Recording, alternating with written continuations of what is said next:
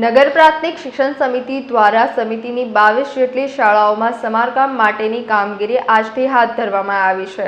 નેતાજી સુભાષચંદ્ર બોઝ તાંદલજા શાળાના વિદ્યાર્થીઓ અને હાલ વૈકલ્પિક વ્યવસ્થા ન મળે ત્યાં સુધી ઘર બેઠા શિક્ષણ આપવાનો નિર્ણય કરવામાં આવ્યો છે, જેને લઈને વિસ્તારના સામાજિક કાર્યકર અશફાક મલેક દ્વારા શિક્ષણ સમિતિના ચેરમેન મિનેશ પંડ્યાને આવેદનપત્ર આપી રજૂઆત કરવામાં આવી છે કે શાળાના નવીનીકરણની કામગીરીનું તેઓ સમર્થન કરે છે, પરંતુ બાળકોનું શિક્ષણ પ્રભાવિત ન થાય તેની પણ સમિતિ કાળજી લે। શિક્ષણ સમિતિ દ્વારા પણ આ મામલાને ગંભીરતાથી લઈ વહેલી તકે સમારકામ પૂર્ણ કરી બાળકોનું શિક્ષણ શરૂ થાય તેની બાહેધરી આપી છે। આ સાથે વૈકલ્પિક વ્યવસ્થા ઊભી ના થાય ત્યાં સુધી બાળકોના શિક્ષણને લઈને પણ ગંભીરતા વ્યક્ત કરી છે। વડોદરા શહેરમાં 22 જેટલી શાળાઓને નોટિસો આપી છે, વૈકલ્પિક વ્યવસ્થાની વાત છે।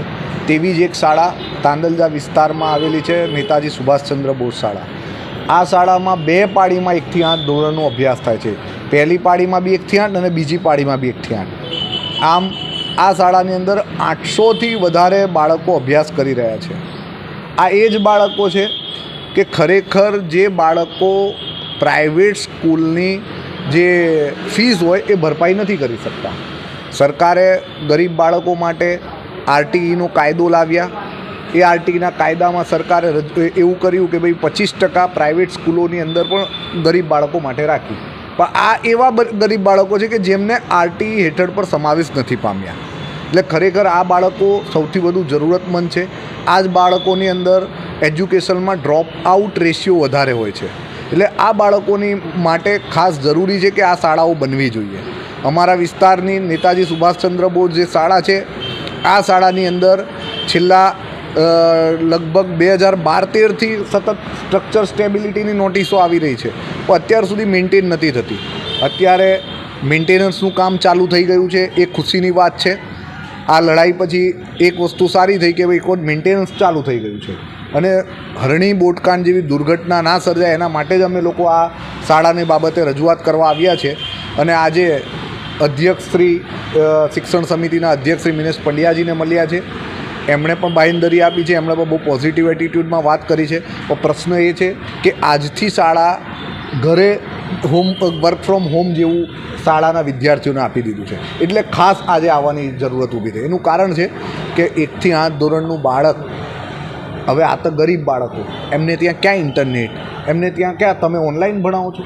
એટલે આ બધા પ્રશ્નો હતા, એટલે એમની સાથે ચર્ચા થઈ છે। એમને બેગલેસ ડેની ઉજવણી કરાવે છે એવું છે એમને કહેવું, પણ આગામી દિવસોની અંદર એ આ પ્રશ્નનું સમાધાન કરશે અને વૈકલ્પિક વ્યવસ્થા કરી આપશે। અને ત્યાર મેન્ટેનન્સની કામગીરી ચાલુ થઈ ગઈ છે, તે ત્યાર પછી શાળાને ત્યાં શિફ્ટ કરી અને મેન્ટેનન્સ વ્યવસ્થિત કરી દેશે એવું કીધું છે।